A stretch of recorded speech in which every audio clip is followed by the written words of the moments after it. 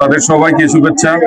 আজকের এই রথযাত্রা সুন্দরভাবে পালিত হোক, শুভকামনা রইল শ্রীনগর উপজেলা বিএনপি এবং আমাদের মাননীয় এমপি শেখ মোহাম্মদ আব্দুল্লাহ ভাইয়ের পক্ষ থেকে আপনাদের সবাইকে শুভেচ্ছা, অভিনন্দন এবং আজকের এই রথযাত্রার শুভ উদ্বোধন ঘোষণা করছি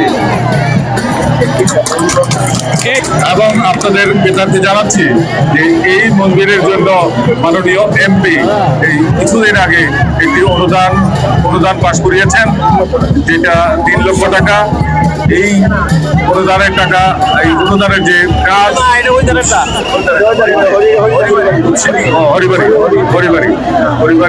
3 লক্ষ টাকা অনুদান অলরেডি পাশ হয়েছে। ভবিষ্যতে এখানেও দেওয়া হবে।